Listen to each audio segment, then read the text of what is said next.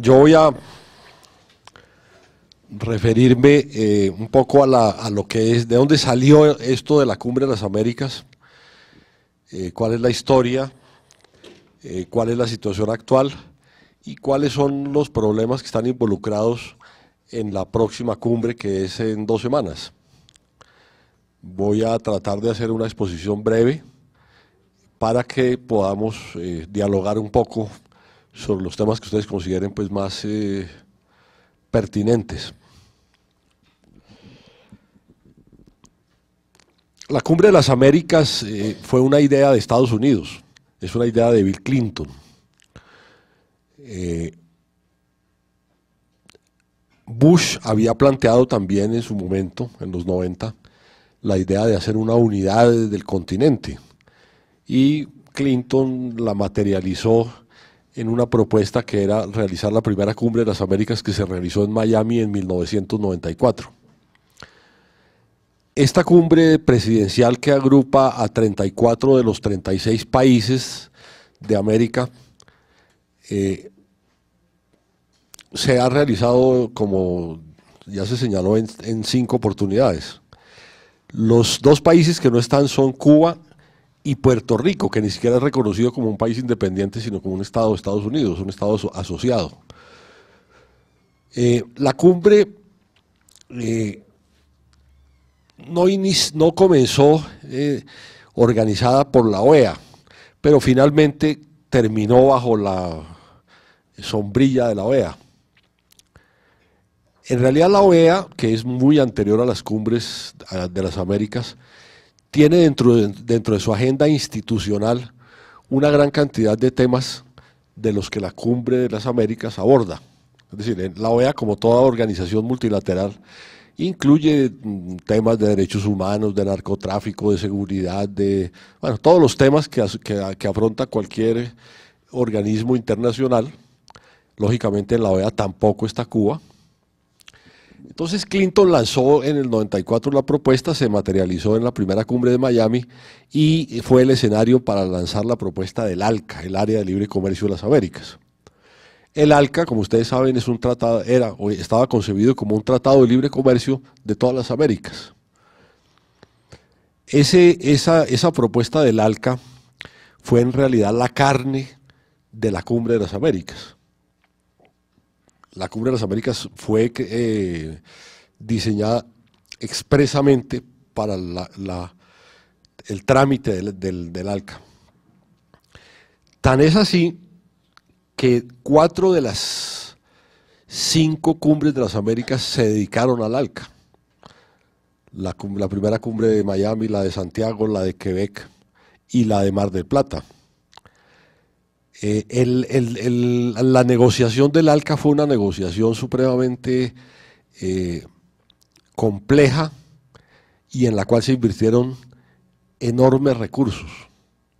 Para ponerles un solo ejemplo, esta cumbre nunca se pudo hacer en Cartagena porque en Cartagena no había la infraestructura hotelera para atender a toda la gente que venía. Eran 22 mesas de negociación, en cada mesa un país podía traer 5 o 6 negociadores y eran 34 países. Eso se calcula que podían estar 5.000 personas negociando simultáneamente en una cumbre de estas, sin contar los periodistas, los guardaespaldas, los patos. Estas cumbres, entonces, por ejemplo, en el periodo del 94 al 2005, que fue cuando terminó el ciclo del ALCA, se hicieron 23 cumbres de viceministros, 7 cumbres de ministros y 6 cumbres presidenciales. Eso sin contar las decenas o centenares de reuniones de los jefes de negociación, de los jefes de los equipos, de reuniones temáticas, etcétera. O sea, eso se le dedicaron una fortuna al proceso de negociación del ALCA. Ahora, formalmente, digamos, si ustedes miran las declaraciones de las cumbres, el ALCA aparece como una cosa más, no como la única cosa de las cumbres. En realidad aparecen Son resoluciones de 40 páginas, 45 páginas, que hablan de todos los temas inimaginables, desde los derechos humanos, las migraciones, el narcotráfico, el desempleo, la tecnología, todos los temas que se abordan por parte de los países son incluidos en esas declaraciones. Pero de todos esos temas, solamente al ALCA le dedicaron esos esfuerzos logísticos y económicos. Es más, los presidentes hoy en día, todos sin ninguna excepción, aún los más defensores de la Cumbre de las Américas, dicen que de las 1.200 resoluciones aprobadas, ninguna se aplicó. Eso no lo dice, digamos, Correa o Chávez, eso lo dice cualquiera, hasta Santos dice eso. Dice, estas cumbres estamos cansados de que se aprueban unos documentos, unas resoluciones, nada se implementa, nada se aplica, ¿sí? Pero sí se estaba aplicando algo, que era lo del ALCA, ¿sí? Esa era, digamos, la esencia de la propuesta de Estados Unidos. El ALCA, como ustedes saben, fracasó por la acción combinada de dos factores. Uno, la llegada al continente de una serie de gobiernos de izquierda, desde Venezuela en el 99, Bolivia, Ecuador, Brasil, Uruguay, Paraguay, Argentina, cada uno en un año distinto. Estos gobiernos no aceptaron someterse al ALCA, y son gobiernos que no solamente no estuvieron en el ALCA, sino que tampoco han suscrito tratados de libre comercio. El ALCA simplemente era un tratado de libre comercio que abarcaba más personas, más países. Pero también la acción de numerosos movimientos sociales que organizaron lo que se llamó la campaña continental contra el ALCA, que era una campaña en donde se hacían grandes movilizaciones nacionales e internacionales cuando había las cumbres de negociación. Después de la primera cumbre, que fue la de Miami, en la cumbre de Santiago en adelante, hubo inmensas movilizaciones masivas. En la última cumbre, que fue en la que se sepultó el ALCA finalmente, estaban encabezando la manifestación Maradona, Chávez, Emir Kusturica, Rodolfo Pérez Esquivel, un sinnúmero pues de personalidades, dirigentes sociales, indígenas, etcétera. O sea, paralela, digamos, simplemente para señalar que la acción unificada o coincidente de los gobiernos de izquierda y los movimientos sociales echaron al traste del ALCA. Eso, lógicamente, fue un gran fracaso para Estados Unidos, porque esa era la propuesta, digamos, después de la Alianza para el Progreso, Estados Unidos no había vuelto a tener una iniciativa de tal envergadura, de tal alcance, que incluyera tantos países, a la cual le metiera tanta plata, y finalmente fracasó.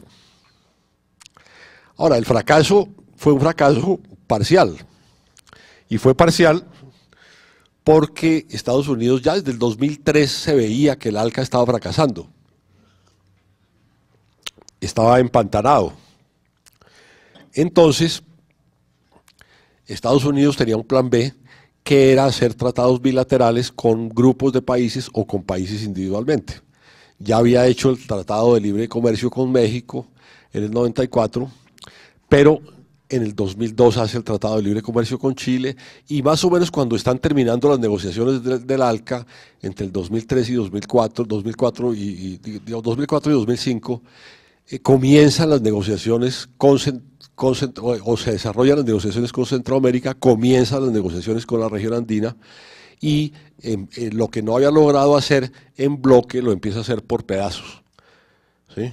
Lógicamente mucho más engorroso, más complejo, más dispendioso tomar a los países por aparte. Entonces, las cuatro primeras cumbres fueron cumbres para promover el ALCA y fracasaron. Entonces, en el 2008, cuando ya había fracasado el ALCA, se realizó una quinta cumbre que se realizó en Trinidad. Esa quinta cumbre era la primera cumbre en la que estaba Obama. Es la primera cumbre que se realiza en un país, en una isla del Caribe, con un gobierno anglófono, y en esa cumbre, digamos, fue como el debut de Obama, y allí, digamos, Obama no llegó con muchas promesas, en realidad. Obama lo único que prometió en esa cumbre fue mejorar sus relaciones con Cuba, tratar a los países de América Latina no como súbditos, sino como compañeros de viaje, y prometió 2 o 3 cosas, 30 millones de dólares para un plan de fomento a la pequeña empresa, y que en el futuro iría a tener en cuenta o a llegar a acuerdos con América Latina sobre temas de cambio climático.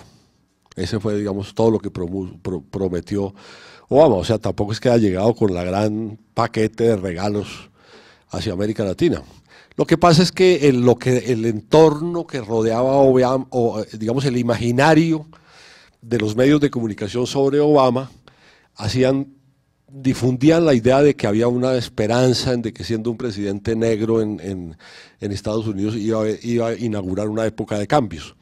De hecho, en algunos puntos de su programa presidencial tocaban sí realmente temas, no planteaba cambios radicales, pero sí tocaba temas neurálgicos, por ejemplo el tema de migración, el tema de la salud pública, el tema de cambio climático, en donde mucha gente que esperaba cambios en Estados Unidos había votado por Obama.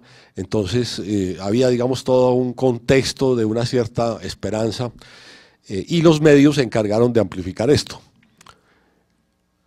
Lógicamente, se dio la reunión. En la reunión no hubo acuerdos.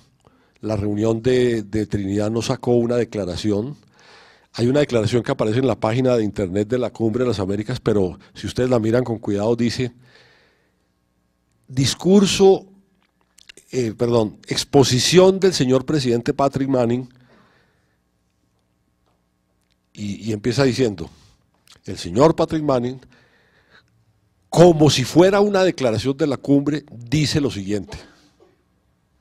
O sea, no hubo declaración oficial, sino que se pusieron de acuerdo en esa fórmula. La fórmula era que el tipo hablara y dijera que él hablaba como si hubiera habido una declaración. Luego no hubo una declaración. Tampoco igual no dice nada la declaración, o sea que no hubiera podido hacerse perfectamente y no hubiera quitado ni puesto nada, porque lo que hace es repetir la misma letanía de definiciones sobre los derechos humanos y el narcotráfico, etc. Pero digamos, como no estaba la presencia del tema del ALCA, pues es todavía más vacía de contenido que las anteriores, porque en la otra por lo menos estaba lo del ALCA, en cambio en esta todos son temas insustanciales. La gente no se acuerda, estas cumbres, perdón, entre paréntesis, casi todas se han citado con un carácter temático. Ahora, en los años últimos ha habido como la moda de que se dice, bueno, entonces se reúnen los presidentes ¿a qué? No, vamos a discutir sobre ciencia y tecnología, o sobre pobreza, o sobre, ¿sí? Es un tema. Sin embargo, cuando uno se pone a mirar los documentos presidenciales no hablan del tema de la cumbre.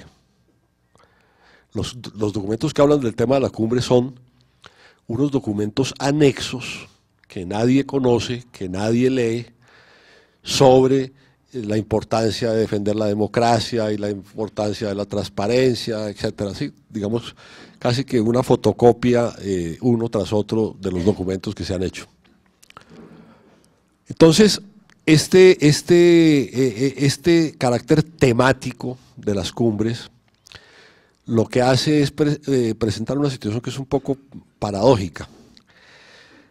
El tema real de la cumbre, real, es el tema de las relaciones de América Latina con Estados Unidos. Ese es el tema. Primero en torno al ALCA. Yo me acuerdo que en la cumbre de Trinidad, mucha gente se debe acordar, lo que le quedó impresa en la memoria de mucha gente era que Chávez le regaló las venas abiertas de América Latina a Obama. Pero si uno le pregunta a alguien, yo le pregunté a un funcionario del gobierno, bueno, ¿usted se acuerda de que Chávez le regaló el libro? Sí, listo. ¿Y usted se acuerda de cuál era el tema de la cumbre? Y no se acordaban. O sea, nadie sabía cuál era el tema de la cumbre. La cumbre, entonces pasó la cumbre de Trinidad. La cumbre próxima que viene tiene tema, que es la conectividad para la prosperidad. Es un nombre más o menos así. y incluye unos subtemas de lucha contra la pobreza, la utilización de las tecnologías para erradicar la pobreza, la conexión de la infraestructura, una serie de temas, digamos, especializados. ¿Qué papel juegan esos temas especializados? Absolutamente ninguno. La OEA dedica una plata, cita a unos expertos, les encomienda que haga un documento, por ejemplo, un documento sobre la pobreza. Después cita un seminario donde invitan a dedo a unas personas de todo el continente a discutir sobre la pobreza, basado en el documento de los expertos. Después, 3 días antes de la cumbre oficial, reúne unas personas en el sitio donde es la cumbre, les lleva el documento para que la sociedad civil, que es esa, presente sus opiniones sobre el documento técnico y esas opiniones les sean entregadas a la cumbre. La cumbre, lógicamente, ni se entera que hay el tal documento, ¿sí? Esto es tan cierto que hace como 4 o 5 días entrevistaron a la canciller María Ángela Holguín y le preguntaron, ¿pero usted qué espera de la cumbre? Dijo, no, yo espero de la cumbre que se discuta el tema de las drogas y que se hable de lo de Cuba y ojalá que le dediquen, aunque sea unos minutos, al tema de la cumbre. ¿Sí? O sea, ella también acepta que esos temas, digamos, especializados, son temas que se hacen en el fondo para aparentar una participación de la sociedad civil en el proceso de las cumbres. No tienen un verdadero significado ni desde el punto de vista de lo que los gobiernos aprueban, ni desde el punto de vista de las resoluciones que se toman, ni para nada. O sea, eso nunca ha servido para nada. Si ustedes miraran en la página de las cumbres, por ejemplo, quiénes asisten, asisten organizaciones que son de toda América Latina, organizaciones que son creadas expresamente para participar en la cumbre, que después nunca las vuelve a ver uno en ninguna parte del mundo, ¿sí? La sociedad benefactora de cualquier cosa, que me imagino que es creada por los amigos de la gente de los gobiernos, y que no son organizaciones, digamos, estables, ni grandes, ni son las organizaciones, digamos, sociales tradicionales que actúan en la escena política del continente. Entonces, esta sexta cumbre tiene varios problemas. Uno, que el aparato de la OEA es un aparato completamente desvencijado. Nadie le cree a la OEA. La OEA, yo creo que aquí, si uno le preguntara, bueno, ustedes díganme qué es lo más importante que ha hecho la OEA en los últimos 5 años. Estoy seguro que nadie puede decir que haya hecho algo importante. El mecanismo de participación de la sociedad civil institucional es un mecanismo, como les he dicho, seguramente desgastado, en el cual nadie cree, porque no tiene eficacia para proponer nada a los presidentes, porque la temática es una temática circunscrita a unas cosas muy específicas. O sea, nunca se le pregunta a la sociedad civil, ¿usted qué opina del modelo de desarrollo? ¿Qué opina de la intervención gringa en los asuntos internos de los países? No, eso no se pregunta. Se le pregunta a usted qué opina sobre el cómo mejorar, cómo combatir la pobreza. ¿Sí? Entonces, ese tipo de cosas. Entonces, bueno, y en medio también de un relativo, no de un relativo, sino de un importante declive de la influencia de Estados Unidos en la región. Acuérdense que la mitad de los países de América Latina son países que adoptaron a finales de los 90 y en este siglo rumbos más autónomos. Rechazar los tratados de libre comercio, gobiernos que tienen una mayor sensibilidad social, que tienen alguna clase de mayor interlocución con los movimientos sociales, que creen que es más importante el mercado interno que el comercio exterior, que son gobiernos que reivindican de alguna manera la importancia del Estado en el desarrollo económico. O sea, son gobiernos que difieren de las políticas planteadas por Estados Unidos, una muy buena cantidad de países. Entonces, uno podría decir, hay un declive de la influencia de Estados Unidos en la región. Tanto es el declive que proliferan organizaciones de países en las cuales no está Estados Unidos o que son organizaciones que están abiertamente en contra de Estados Unidos. El ALBA, UNASUR, CELAC, ¿sí? La Comunidad de Estados Latinoamericanos y del Caribe. en donde lo que se ventila son otro tipo de problemas y mucha gente, muchos gobiernos consideran que para buscar el acercamiento, digamos, de América Latina y el Caribe, es mejor estar más lejos que cerca de Estados Unidos. O sea que Estados Unidos es un estorbo para los procesos de unidad y de integración y no un amigo ni un aliado para estos procesos. Esa es la tendencia, digamos, de la región. Entonces, esta cumbre se da en ese escenario y le toca a Colombia. Entonces, ¿qué hizo Colombia? Colombia lo que dijo es, bueno, primero, el gran invento colombiano, del gobierno de Santos, fue, vamos a tocar en esta cumbre unos temas que no dividan. Entonces, por ejemplo, la lucha contra la pobreza. ¿Quién se opone a la lucha contra la pobreza? Nadie. Entonces vamos a tocar el uso de las tecnologías de la información. ¿Quién se opone a que haya computadores en las escuelas y que haya internet? Nadie, listo. Entonces son unos temas neutros que no entrañan ninguna polémica y que por lo tanto tampoco sirven para nada. ¿Por qué? Porque no es el escenario para definir políticas concretas, ¿sí? No es un escenario, una cumbre presidencial. Eso hay otros escenarios. De todas maneras, entonces Santos dijo, vamos a incluir unos temas que no sean polémicos y vamos a darle a esta cumbre un tinte popular. Entonces vamos a hablar con los movimientos sociales para ver si aceptan que hagamos algo conjuntamente. Entonces habló con Recalca, habló con el movimiento estudiantil, hablaron con los sindicatos, hablaron con los indígenas y les propusieron que formaran parte de este proceso de cumbre oficial de la sociedad civil.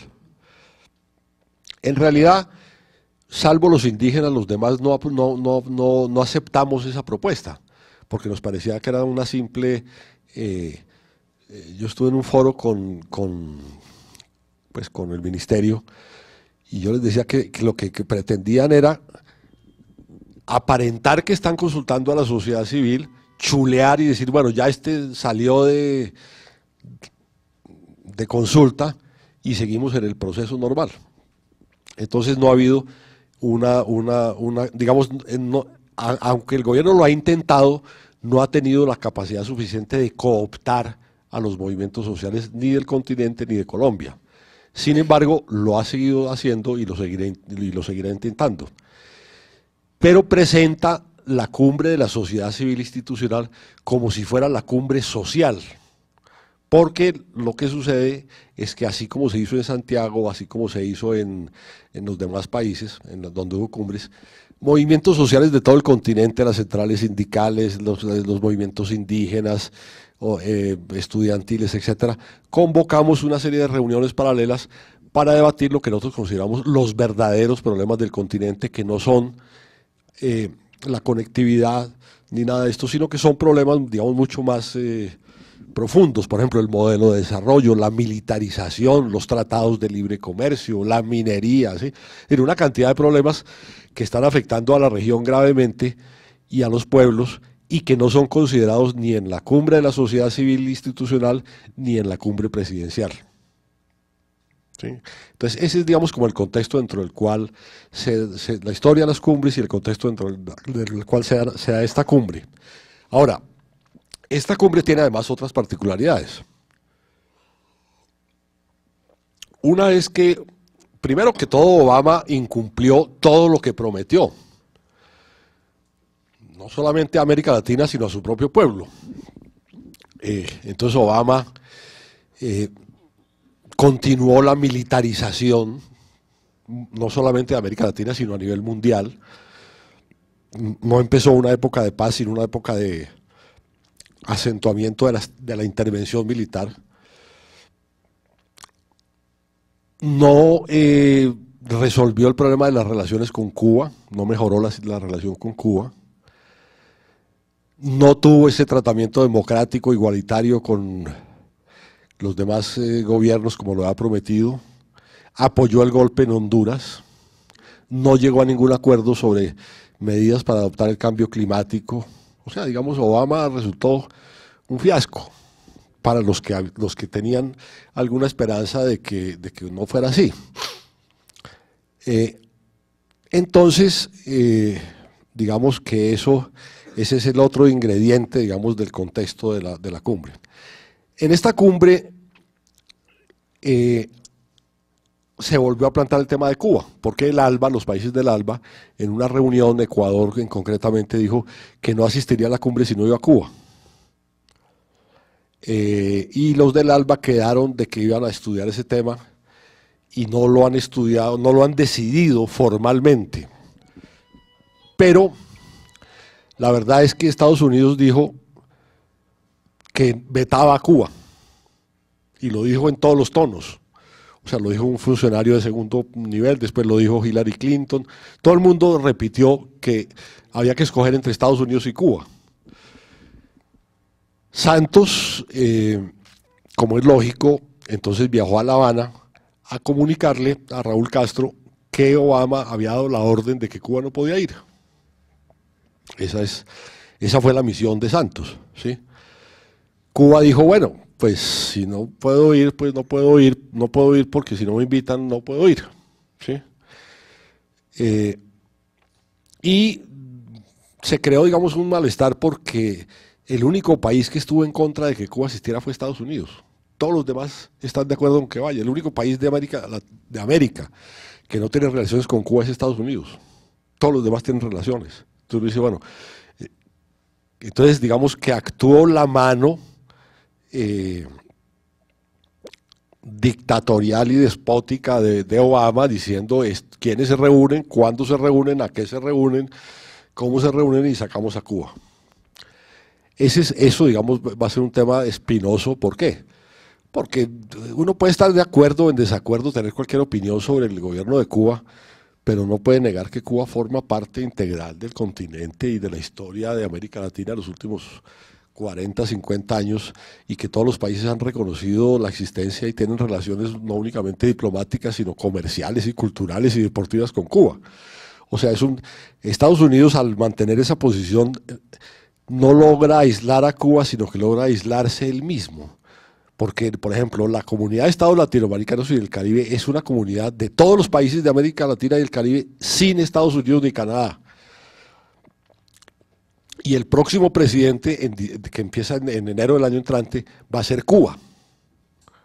Entonces uno dice, estos tipos están locos, sí, si creen que pueden manejar el mundo como lo manejaban antes. Entonces ese es, digamos, un grave problema que puede inclusive determinar que no vuelva a haber cumbre de las Américas. Sí, es decir, ¿para qué? Si los asuntos normales, pues que se tramiten en la OEA, ¿sí? Pero reunirse, ¿sí? Para Estados Unidos aceptar a Cuba se vuelve un tema como de honor, y para América Latina también se vuelve un tema de honor. O sea que eso puede significar digamos, el fin de las cumbres de las Américas. Últimamente le surgió un tema que fue el tema de la guerra contra las drogas, que es otro tema, digamos, es un tema que ha venido siendo planteado en forma creciente por mucha gente, digamos. Es un hecho público y notorio que la guerra contra las drogas fracasó. Fracasó porque gastaron un montononón de plata y no disminuyó ni el consumo ni el tráfico, ni el cultivo, ¿sí?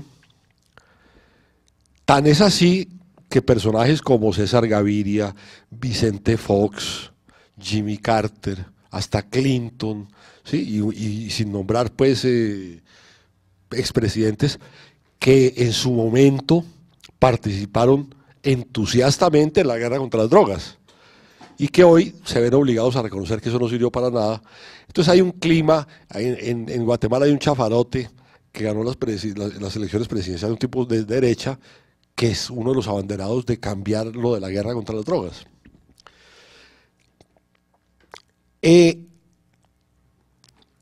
Entonces el gobierno de Colombia, ¿qué dijo?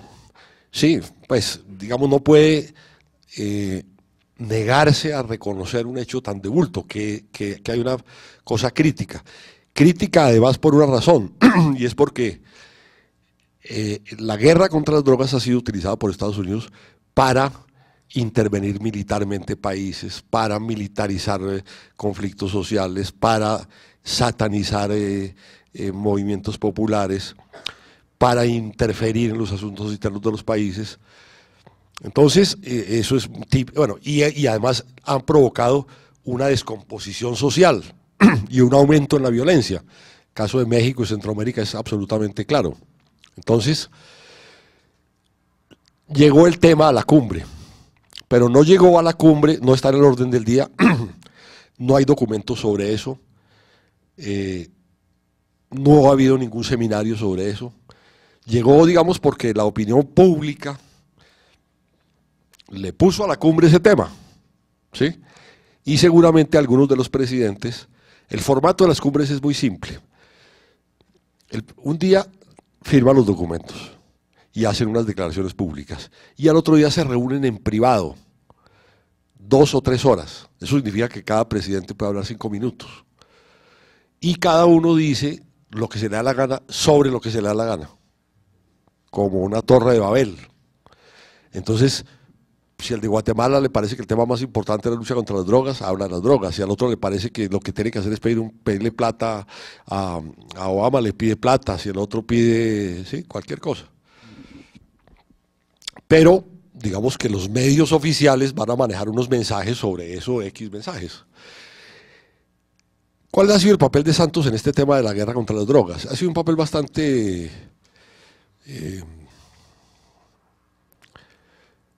ilustrativo, digamos, de lo que es el personaje.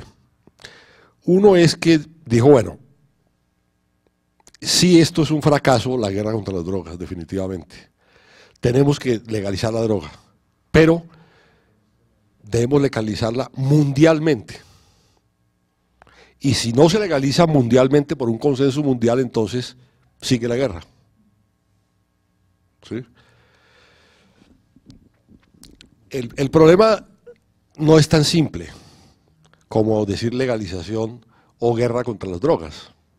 Hay una gran cantidad de problemas involucrados en este tema de la guerra contra las drogas que no son exclusivamente una de las dos alternativas. Por ejemplo, tratar el problema de los adictos no como un problema no como criminales, sino como enfermos. ¿Sí? Como un problema de salud pública, no como un problema de orden público. Limitar o acabar la penetración de los dineros del narcotráfico en el sistema financiero. El sistema financiero fluyen libremente, no únicamente en los países, sino a través de los paraísos fiscales que están en todo el mundo, miles de millones de dólares del narcotráfico. Y eso nadie se preocupa de eso. ¿Por qué? Porque es que en un ambiente de liberalización financiera, el que se atreva a hablar de que hay que ponerle un control al sector financiero está cometiendo un pecado gravísimo. ¿Sí? Pero si se quisiera hacer una política, digamos, eficaz en contra del narcotráfico del tráfico de drogas, habría que adoptar, pongo solamente esos 2 ejemplos, ¿sí? Un conjunto de medidas en una cantidad de temas, no simplemente decir guerra a la droga o legalización absoluta en todos los países. O sea, el tema es mucho más complejo de lo que se pretende, y lo que está haciendo Santos es como acomodarse, digamos, ahí para quedar bien con todo el mundo. Ese va a ser un tema seguramente que va a debatirse en los escenarios alrededor de la cumbre. En resumen, yo les diría lo siguiente: la cumbre de las Américas no tiene importancia. O sea, sí, no es una cosa tan importante. Es importante que es en Colombia, que hace 50 años, creo que es de la Conferencia Panamericana, que no venían todos los presidentes de América Latina. Es importante porque pone de presente la necesidad de cuestionar el tipo de relación que tiene la región con Estados Unidos. Es importante porque nos permite cuestionar el papel de Estados Unidos en la región. Es importante porque sectores sociales y políticos pueden poner sobre el tapete cuáles son los verdaderos problemas de la región que los presidentes están eludiendo, ¿sí? O que no están abordando. Esa es la importancia de la cumbre, no porque de allí vaya a salir absolutamente nada particular, ni nada de eso. De pronto se acaban y nadie va a llorar, va a dejar caer una lágrima porque no se vuelvan a reunir los 34 presidentes de las Américas. O sea, eso no tiene ninguna de eso. Pero tiene el significado también que desnuda un poco el carácter y la actuación de todos los actores de la región, y es como una buena oportunidad para ver una radiografía. Es un cursillo de educación política sobre la realidad de América Latina. Entonces uno puede sobre eso formarse una idea bastante interesante. Nosotros estamos organizando con movimientos sociales del continente y de Colombia una cumbre alterna, que es una serie de foros y debates que terminan en una asamblea y en una movilización para poner de presente todos estos temas que les he dicho, de la militarización, de la criminalización de la protesta, del papel de las multinacionales, el papel de la gran minería, el papel de la pérdida de la soberanía alimentaria, de todos los problemas, digamos, estructurales de la región, ponerlos de presente y darle a conocer a los presidentes pues un punto de vista, digamos, sobre esto. Bueno, ese es más o menos lo que yo quería decir. Podemos abrir un poco de debate o preguntas. Tengo una pregunta muy sencilla. Es si el actual problema de las Malvinas aparecerá en algún momento o no. Ese es un problema muy complicado, por dos razones. Una, porque hay por lo menos 8 países de América Latina que tienen como reina a la reina Isabel. ¿Sí? Barbados, Bermudas, San Vicente y las Dominicas, Canadá. ¿Sí? O sea, yo no sé si esos países vayan a votar en contra de la Gran Bretaña. ¿Sí? Y el tener como reina a Isabel II les implica algunos privilegios. Visas más rápido, una ciudadanía de tercera categoría, pero pues la nuestra es de quinta, entonces tener una ciudadanía. Y hay antecedentes, digamos, en el pasado ya se había dividido un poco el continente sobre eso, porque creo que Colombia y Perú tal vez, cuando hubo la guerra del 82, apoyaron a Gran Bretaña con Estados Unidos. La forma de apoyarla fue, Argentina invocó el TIAR, el Tratado Interamericano de Asistencia Recíproca, pidiendo que el tratado lo que establece es que cuando un país de América Latina es agredido, todos lo deben considerar como una agresión y debe ser una defensa colectiva. Argentina invocó esto y Colombia lo rechazó, Estados Unidos lo rechazó y Perú también lo rechazó. Entonces hay una división. Después, eso fue durante Bush, pues antes, pero digamos, esa política se mantuvo durante Bush. Cuando llegó Obama, cambiaron de posición, que es la posición de Santos actualmente, que es que se resuelva el problema a través de negociaciones. Pero Gran Bretaña nunca ha aceptado las negociaciones. Entonces, si uno insiste siempre en que el tema se resuelva exclusivamente a través de negociaciones, pero aceptando el statu quo, que el statu quo es un statu colonial de las Malvinas, ¿sí? Entonces está en el fondo, digamos, legitimando la posición de Gran Bretaña. Yo personalmente creo que sí lo van a plantear los argentinos, pero que no van a lograr un consenso, ¿sí? Por este tema que yo digo que hay un poco de países que son súbditos de la reina Isabel. Pregunta sobre la cumbre de los pueblos.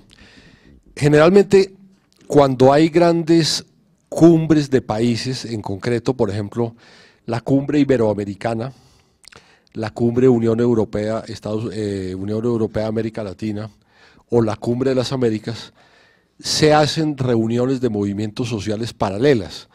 Pero con respecto a la cumbre de las Américas, la primera fue en Santiago de Chile en 1998, ¿sí? Y la última fue en Trinidad en el 2008. Ha habido 5. ¿Sí? Y lo que estas cumbres hacen es unas declaraciones y unas movilizaciones para plantear sus puntos de vista. ¿Sí?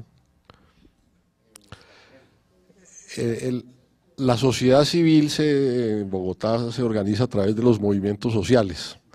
Entonces están participando las centrales sindicales, las organizaciones campesinas, etcétera, ¿sí? Todas las organizaciones sociales, ONGs, etcétera. Hay un comité nacional de organización de la cumbre que está integrado por unas 50 organizaciones.